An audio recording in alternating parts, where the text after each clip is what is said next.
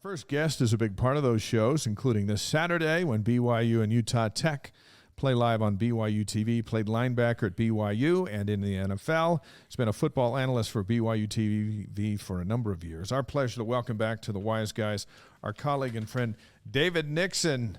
Look at him. There he is. Why, that hunting beard. What is going on right now? Really, did that come on in a week? We have 1 week off from AFR, and this is how you look? Grizzly Adams is on the show. Listen, as we know, I have to shave for our shows, and I just feel like I get a bye week as well. All right, the players get bye weeks to rest up. I get a bye week as well. Jeez.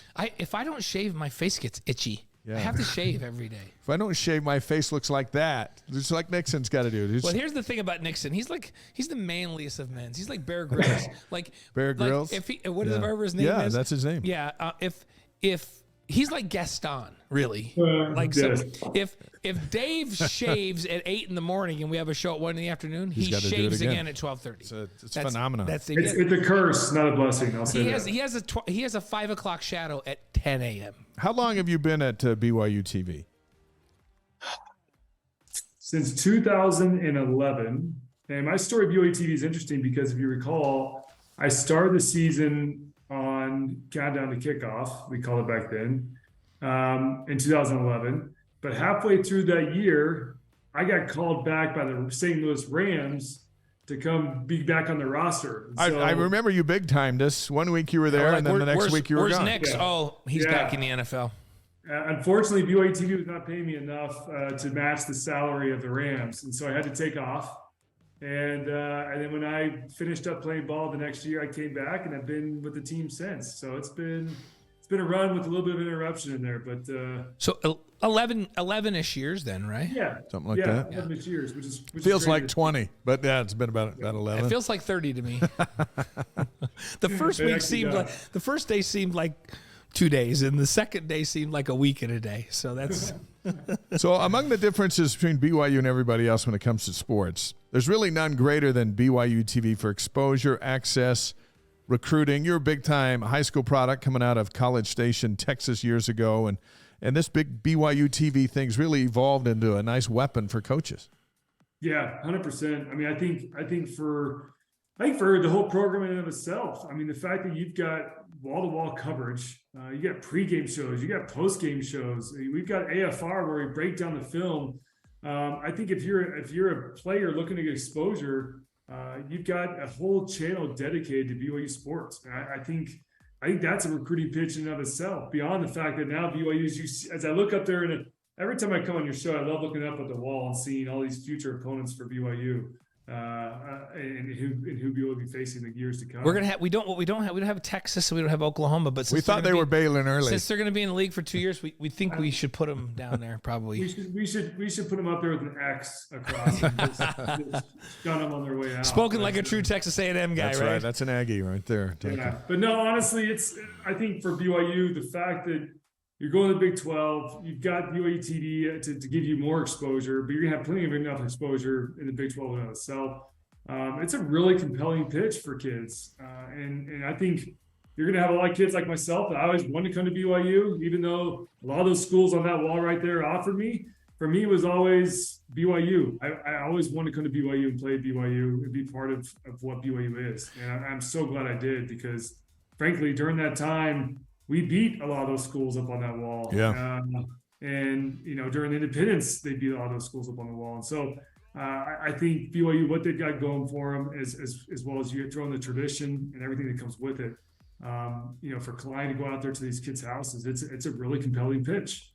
And it's not just football, Dave. It's we think about basketball and how many international players and BYU-tv, since people can stream it live, which is an interesting platform to have.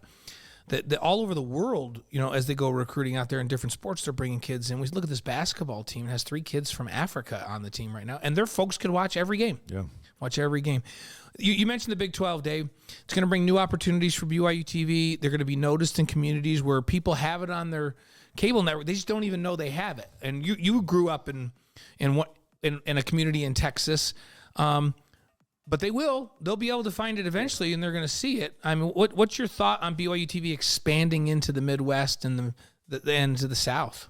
I think it's tremendous. I mean, to your point, I know this year on our BYU Sports Nation Game Day show, we showcased Baylor. We had a crew go to Baylor and do a whole entire feature on the university and kind of show from BYU's perspective of what to look forward to in years to come. And so I think if you're Baylor, you'd love to tune in and watch that piece and see the president of your university talking about what you have to offer. And so I think if you're one of these competing fan bases, I think BYU-tv provides kind of a different perspective and different outlook than obviously you're used to. And frankly, you're going to get lots of highlights, mostly BYU highlights, but you're going to see some of the highlights of your university too, most likely. But I think it's super interesting. And I'm interested to see how BYU-tv evolves as well. I think our shows will, now that we're part of the Big 12, they'll start to evolve and we'll change kind of our narrative and how we approach things as well. And so it'll be fun for us to go into Big 12. I tell people all the time, I'm just excited to go into Big 12 and be able to have now new rivalries and talk about new matchups. And, all of a sudden we're 2, 3, 4, 5 years into this Big 12 stuff. And it's going to be fun to see these natural rivalries that pop up. I mean, Baylor, we already know that one, played in the last few years, but we'll see how the rest of them kind of play out over the upcoming years. Yeah, it feels like Baylor's going to be BYU's biggest rival. And, we already are friends with the president and the athletic director, and it's been pretty visible, and we've had them on the shows. And so it just seems like that's a natural. Plus, they're both faith-based institutions, which I think is cool. There's a lot in common there, right? Yeah, and I look at Baylor. I also look at Houston. Think of all the shootouts at the Reliance Stadium BYU had against Houston, right? I look at that one, West Virginia playing at FedEx Field, right? I mean, there's some fun games just in this recent independence that BYU's had. Obviously, TCU, the history runs deep with TCU with me playing against TCU during my years in the Mountain West Conference. And so, honestly, I'm really curious to see how all this plays out because there's a lot of history with a lot of these teams. And all of a sudden, you're going to throw this all into a pot. I mean, you go back to UCF and BYU's bowl game with UCF in the Boca Raton. Or Gasparilla, whichever one it was. No, it was Boca Raton Bowl. They played. Was it Boca Raton? Yeah, I get it all mixed up. Down at Florida you get all your vacation spots. And in Kansas State, right? BYU hated Cotton Bowl. Kansas State too. Yeah. So hey, and history. TCU's back. Like TCU was a top 10, top 5 program when you were playing. They were really, really good with Gary Patterson running the show down there. And they're back. What are they today? Has that been released yet today? It comes out here at the top of the hour. Yeah, but they're going to be number 4 again. Yeah, they'll probably be 4 again.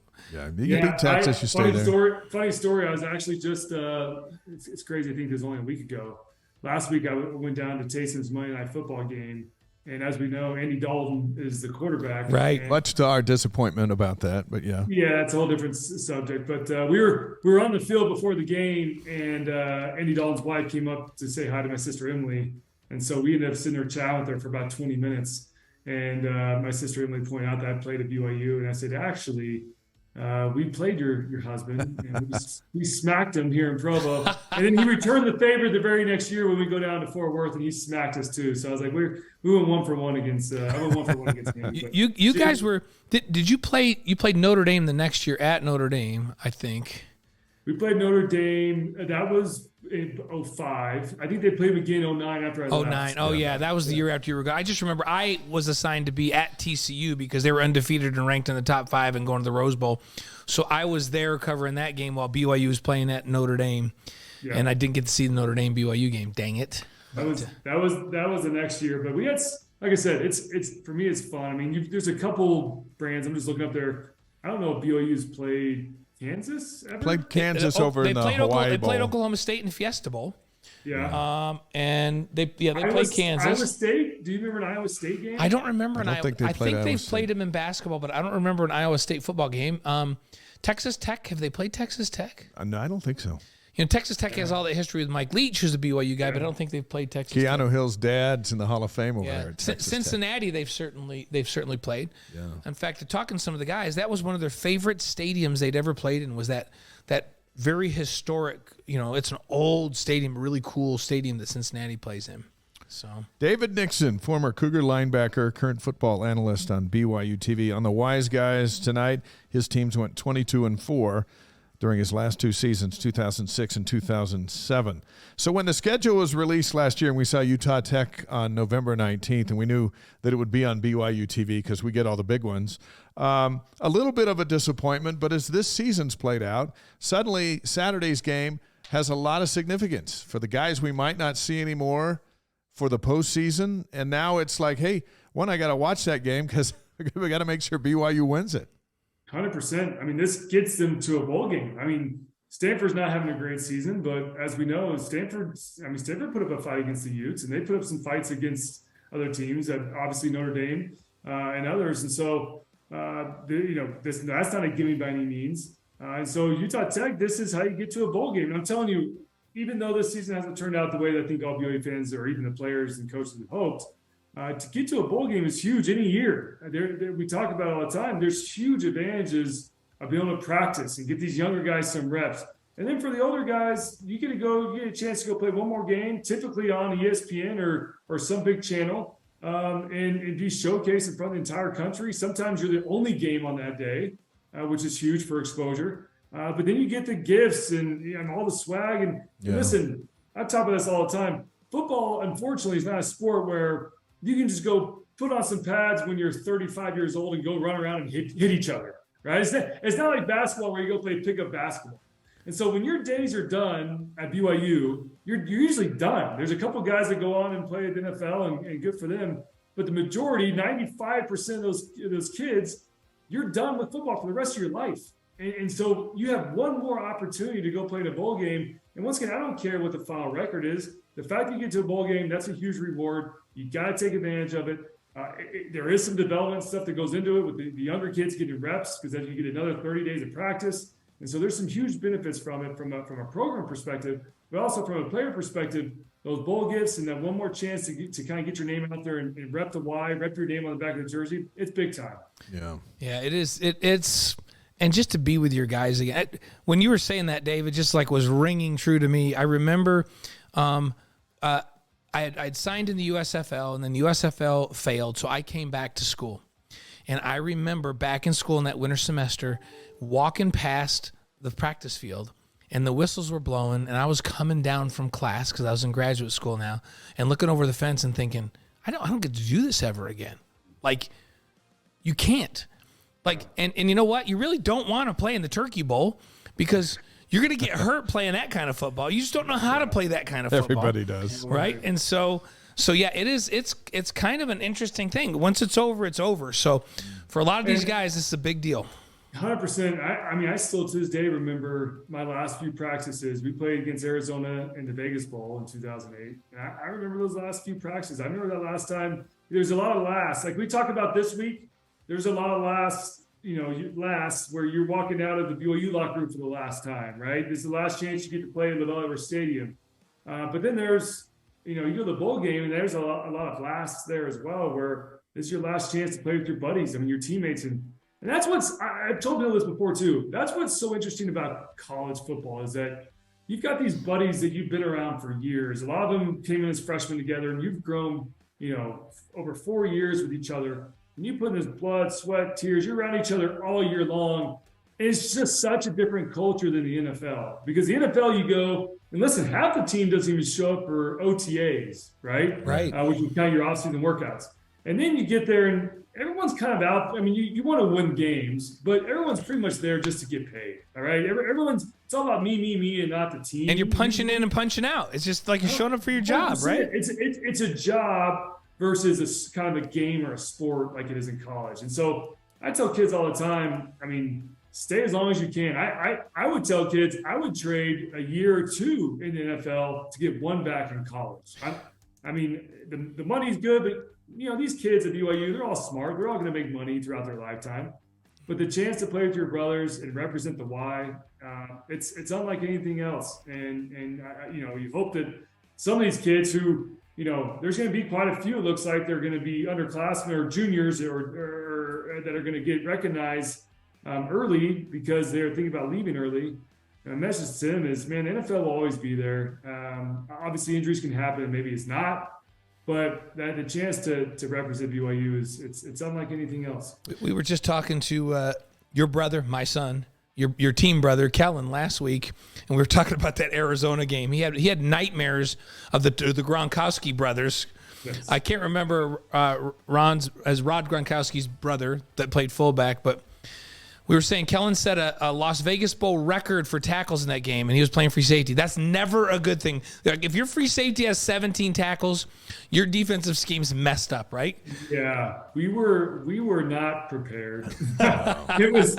Arizona got us on film. I'll tell you this: Arizona had been to a bowl game in like 6 or 7 They were years. pumped to be there, and we were going back to the Vegas Bowl for like the 4th straight year. Yeah.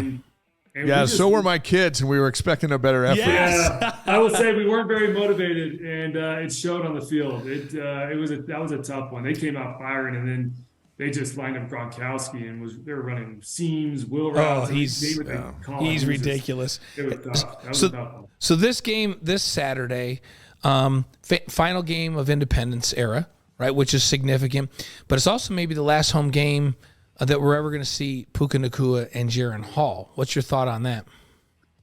That's a tough one to swallow. I mean, you look at that production between those two, and the fact that you lose both of them going into your first year in the Big 12. And they're both juniors, by the way. You're both juniors and could come back. Listen, I just gave my spiel on I would come back. But I also don't fault kids that go, especially these guys. They're juniors, but they're pretty much seniors given the COVID, right? Right. All these kids got an extra year in COVID, so they've been around a long time.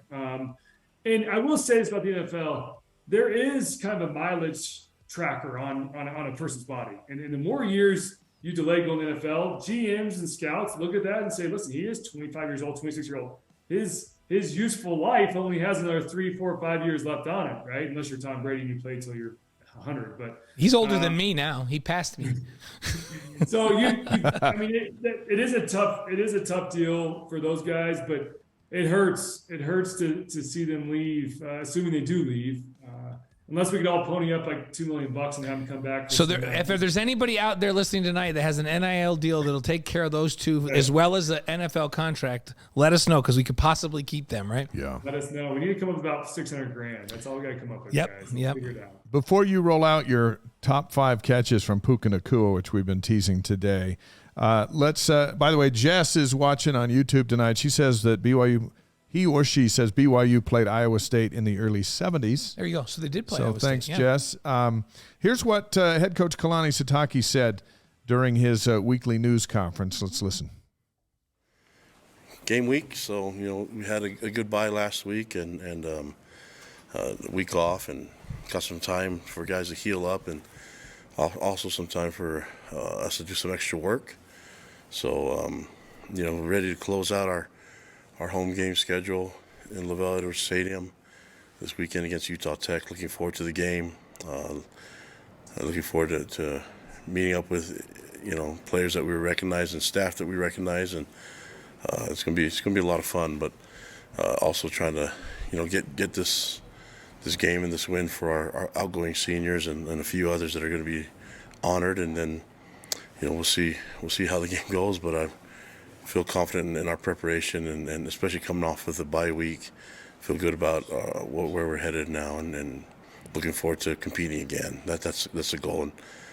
And Utah Tech they're on a little bit of win streak and well-coached team. We're familiar with them and familiar with a lot of their players, and so I know this is the end of the year for them. We're expecting their best shot. They've been able to do some good things and score some good points, and they've had some good competition. So looking forward to our guys being on the field again, competing.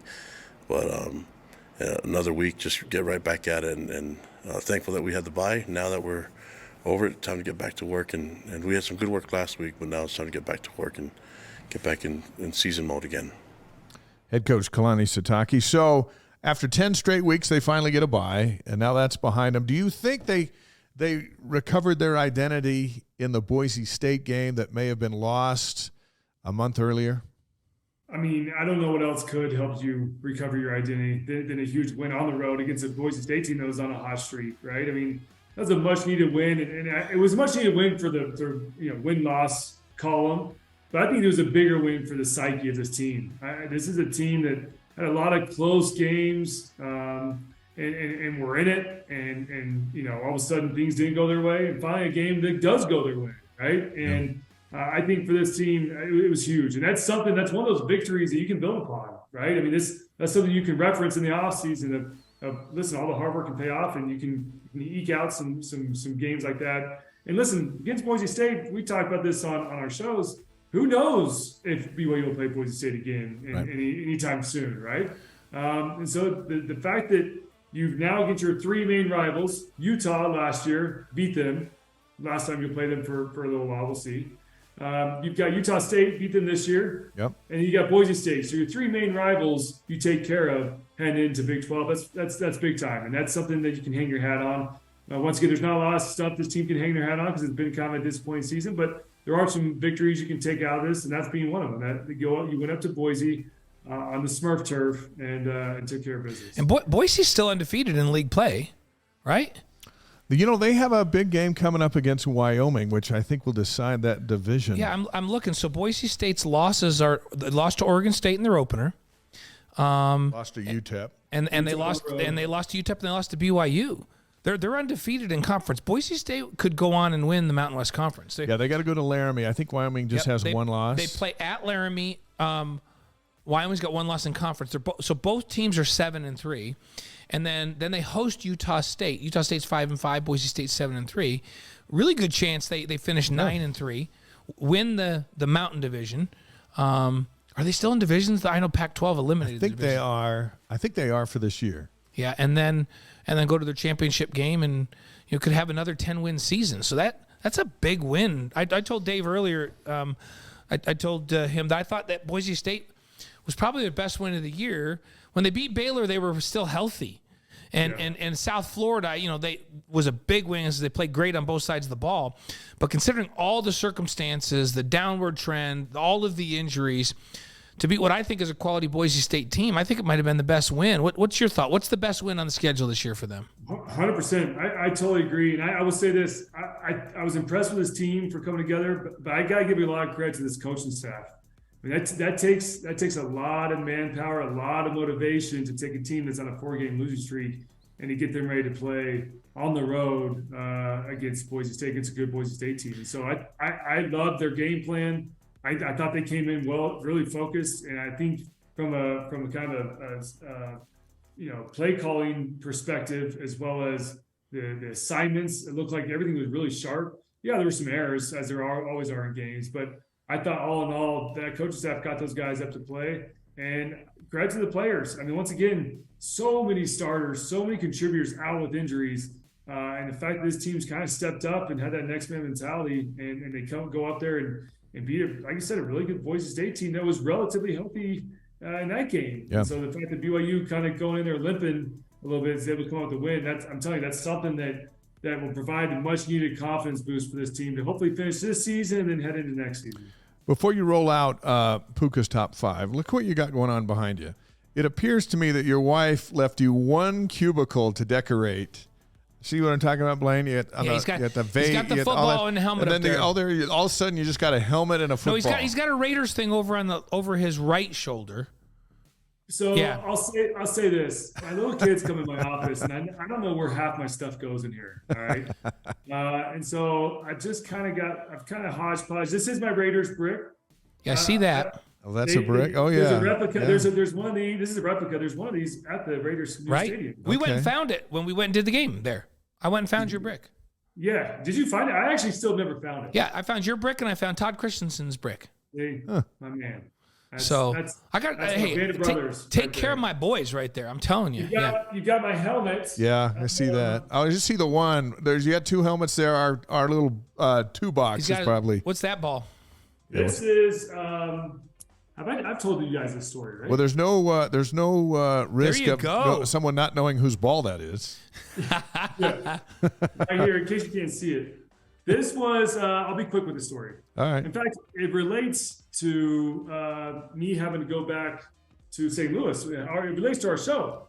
So I can't wait to hear it. Okay, here we go. All right, I'll make this quick because it's kind of somewhat a long story. So I was in training camp with the Rams. I got released. I didn't get picked up for quite a few weeks. And all of a sudden, I kind of stopped working out, stopped taking care of my body a little bit because it was about 7 weeks that I didn't get picked up. My body was already hurt from training camp, so I started kind of slowing down my workout regimen. All of a sudden, week 8 of the season, I get a call that the Rams want to work me out. And I'm a little flustered because I'm like, oh boy, I haven't worked out for quite some time. So I go in, it's between me, they fly in me and one other linebacker, work us both out. And I'm huffing and puffing during this workout. But you got the owner, you got the head coach, you got the GM, and you got the defensive coordinator and the linebacker coach are all watching me work out, right? So I'm doing drills, and as I'm walking back to go back to the next drill, I'm sitting there like huffing and puffing, but they can't see me, right? After the workouts are done, they tell me, all right, we're signing Nixon. You're gonna be on the squad. I'm like, sweet. I walk in the next morning, special teams meeting. I'm starting on every single special team. Oh, no. And I hadn't worked out for like 2 or 3 weeks prior to this. You got to run full speed down the field on special teams. Yes. I've been completely lazy. My hamstrings weren't ready. I proceed to go out there. This is the Browns. My first week back with them. We play the Cleveland Browns, and I'm playing special teams. The score was like 10-12. They were winning. It was a terrible game because we were terrible that year. And we proceed to punt it to him with about 5 minutes left in the game. We punt it to him. I'm on the punt team. I'm going down to cover the punt. Josh Cribbs, if you guys remember Josh Cribbs, one of the best return guys in the NFL. He fields the punt. He goes to make a move. I see him go to cut again. He exposes the ball a little bit. And I see the ball get exposed. I come in and punch it out. He fumbles. We recover on their 30-yard line. Of course, we go 3 and out. And, No. And our kicker comes in and kicks the game winner, 13-12. We win the game. After the game's over, Steve Spagnuolo, who's the head coach, in the locker room, says the game ball goes to David Nixon. Hey, Nice. all right. That's Nice. awesome. Here's my game ball to show my. That's awesome. That's so fun. Don't let the boys get that out in the side yard. Hey, that no, says right in the office. Yeah, that one's a little higher. It's tougher than you hold that. Nick, you'd appreciate. We were at the Sycahemus house long ago with all of our kids, and he has a whole case full of balls, game balls that he got during his career. It's a Pro Bowl returner, right? Yeah. And he had all these Pro Bowl balls and all these things. And one of our boys said, "What's your favorite ball, Vi?" And he went down on the end and he grabbed one, and it was a preseason game, and it showed this, and I think it was Kellen that asked him, and Kellen said, "Why is that your favorite ball?" And he goes, "Well, because it was at the end of the game, and they were, I can't remember, I think they were playing the Giants. It was with the Eagles, he was with the Cardinals at that time. They punted the ball, and he returned it for a touchdown, and he got the game ball, and the coach, when he gave him the game ball, said, "It's a good thing you returned that for a touchdown, because staff was talking before the game, and they said if you didn't do something spectacular, we were going to cut you after the game." And he was a rookie, and because he returned it and got that ball, he made the team, and he made the Pro Bowl that year as a rookie, as a returner. And he's like, "So that's my favorite ball because it's the most important game ball. I don't get any of these other balls without that ball." And I was like, okay, so it's pretty cool. The simplest ball is the one that he thought of. We'll have to get Vi on the show with us one of these times. It'll be fun to have Vi reminisce a little bit. Yeah. Well, Puka Nakua's caught a lot of balls that we thought no human could actually pull in. And in the event that he suits up for the last time at home on Saturday, we thought we'd talk about him for a minute. Since we've already done your 5 favorites, we thought we'd get to your 5 favorite catches from Puka Nacua. Are you ready? Let's do it. Let's roll them out. I know number 5 you had is the touchdown against USC last year, beating USC Thanksgiving weekend, everything for BYU. It was huge. I mean, you look, we talk about this year, the Boise State kind of propelling them into the offseason. I mean, that catch against USC and the touchdown, his production that game wasn't anything, huge. He had 3 catches for 42 yards. But what I love about Puka is the fact that he catches everything within his path, but he just makes spectacular plays. And then it's the emotion that he provides to the team when he does make those catches, when he gets up and flexes and gets going, it gets the whole sideline going. So that USC game, even though the production 3 catches for 42 doesn't jump off the page, the 1 touchdown, I think, is what provided that much needed spark. How about Idaho State, number 4? This was a touchdown that followed 2 previous plays that were both to him, so he's pretty much exhausted. Gassed, yep. Jumps over the guy's head, pulls it in, and does just what you said, turned to the crowd and gave a growl. Yeah, 6 catches for 120 yards, and you start doing the math on that one. I mean, pretty spectacular average for him in that game. But yeah, and listen, you kind of expect him to dominate against an Iowa State and/or a Utah Tech this week. But sometimes those are the hardest games when the expectations are for you to go out and dominate. You actually have to go and produce. Yeah. And that's exactly what he did against Iowa State with that touch. So your number 3 is not against subpar athletes, against SEC guys where everybody's like, is BYU going to be able – how's Puka going to be against an SEC secondary? And you have that catch in the first quarter against Arkansas as your number 3. Yeah, unbelievable catch. He goes on to, in this game, have 14 catches for 157 yards and 2 touchdowns. But you're right, against SEC athletes and goes out and still puts up over 150 yards. And here's the thing about Puka and with a team like with Arkansas.